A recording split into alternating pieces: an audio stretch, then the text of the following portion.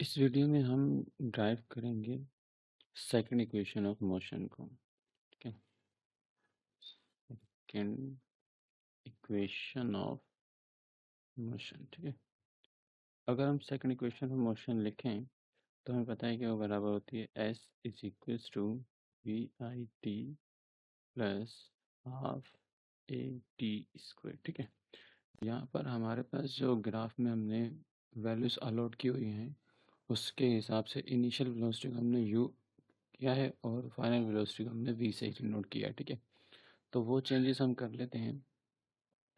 s बराबर हो जाएगा वी आई इनिशियल वेलोसिटी, इसकी जगह पे आ जाएगा u into T plus 1/2 a और टी इसको। ठीक है, इस क्वेश्चन में फाइनल वेलोसिटी नहीं आ रही तो इक्वेशन हमारे पास इसी तरह से रहेगी।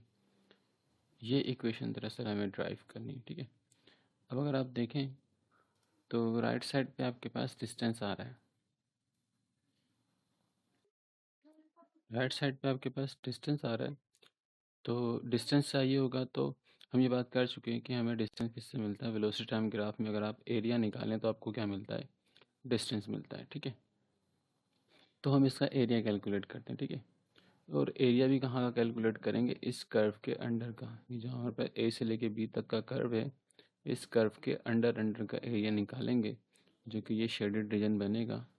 हमें ये एरिया चाहिए। ठीक है, तो area under the curve, area under the curve जो है हमें चाहिए। ठीक है, अब देखें अगर आप तो इस एरिया को हम इस तरह से निकाल सकते हैं। ये ए से अगर आप स्टार्ट करें और फिर आप जाएं डी तक और फिर आप जाएं बी तक और फिर बी से वापस आ जाएं ए पर, तो ये बन गया आपके पास एक triangle, triangle A D B. ठीक है, इसका एरिया निकाल लें, ट्राइंगल ए डी बी। और अब आपके पास ये वाला एरिया रह गया, तो इसके लिए आप क्या करें, ए से आप जाएं पहले डी तक, फिर डी से आप आएँ सी तक और फिर सी से वापस ओ तक, फिर ओ से दोबारा ए तक। ठीक है, तो ये बन जाएगा एक रेक्टेंगल।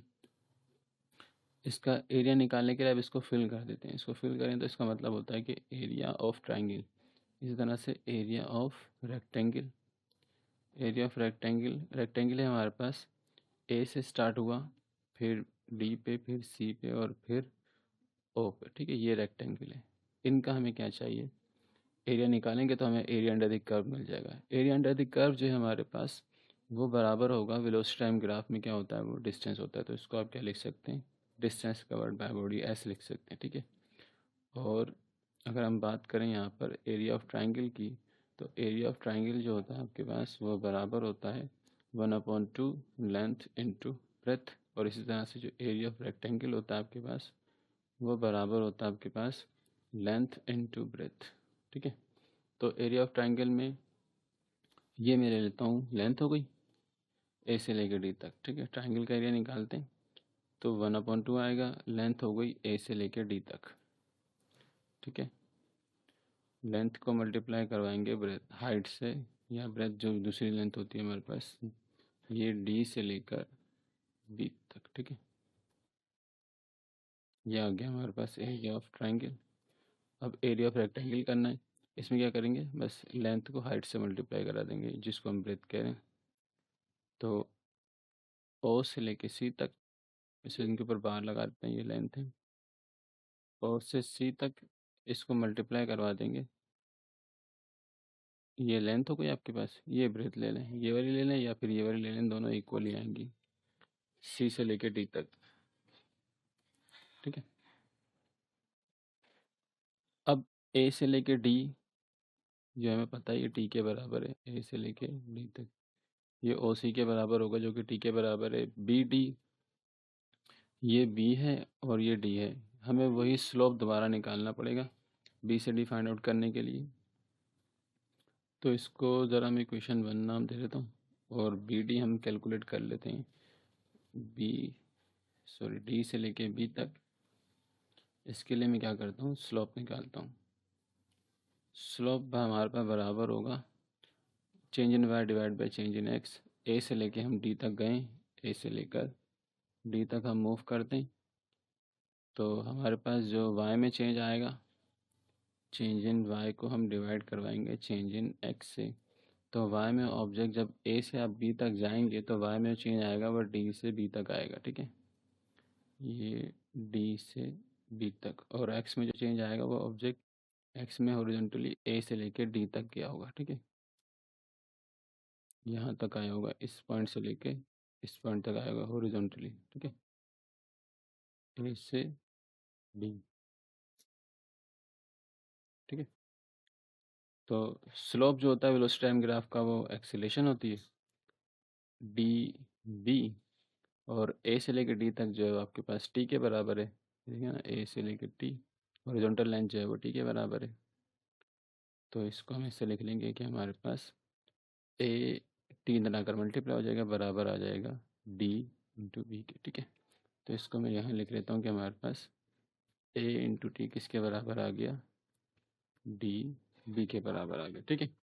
अब हम मज़ीद चीज़ें भी यहाँ पर लिख लेते हैं कि फिर हम उनको पुट कर लेंगे एक साथ, ठीक है। हमें चाहिए ए से लेके डी तक, ठीक है, ए से लेके डी, ये ए है और ये डी है। ए से लेके डी तक हमें पता है किसके बराबर है, टी के बराबर है। ए से डी तक बराबर है टी के। बिल्कुल इसी तरह से हमें चाहिए ओ सी, ये ओ है और ये पॉइंट सी है, ठीक है। ओ से सी भी वही है हमारे पास, टी के बराबर ही है। ओ से सी तक आपके पास हॉरिजॉन्टल डिस्टेंस जो कि टी के बराबर है। फिर हमें चाहिए सी से डी तक, ये हमारे पास सी है और ये हमारे पास डी है। ये वर्टिकल लेंथ जो है ये यू के बराबर है, तो इसको मैं लिख लेता हूँ सी से लेकर डी तक किसके बराबर है, यू के बराबर, ठीक है। और बी डी हम निकाल चुके हैं, ये रहा बी डी हमारे पास, ये डी भी हमारे पास जो है वो ए टी के बराबर है, ठीक है। अब इन चीज़ों का पुट कर लेते हैं। ये हमारे पास इक्वेशन 1 है, इक्वेशन 1 में हम पुट कर लेते हैं, ठीक है, यूजिंग ये जो वैल्यूज़ हैं हमारे पास, अब वैल्यूज़ इन सबको हम इक्वेशन 1 में यूज़ कर लेंगे, ठीक है। तो S बराबर आ जाएगा 1/2 AD। AD हमारे पास T के बराबर है, ये रहा, और D भी हमने निकाला था AT के बराबर, ठीक है ना, ये हमने निकाला था AT के बराबर, प्लस OC, ये रहा हमारे पास OC T के बराबर है। और फिर हमें चाहिए CD हमने U के ग्राफ से देखा था, U, ठीक है। तो इसको हम ऐसे लिख सकते हैं 1/2 A, और T से मल्टीप्लाई होगा तो क्या आ जाएगा, T² plus U into T, ठीक है। ये टर्म पहले भी लिख सकते हैं और वो टर्म आप बाद में भी लिख सकते हैं, प्लस में फ़र्क नहीं पड़ता। जैसे 2 + 3 कितना होता है 5, और 3 + 2 भी 5 ही होता है। तो एडिशन के अंदर ऑर्डर मैटर नहीं करता। तो ये यू टी पहले लिख दें और 1/2 AT² बाद में लिख दें। ये बन गई आपके पास सेकंड इक्वेशन ऑफ मोशन, ठीक है।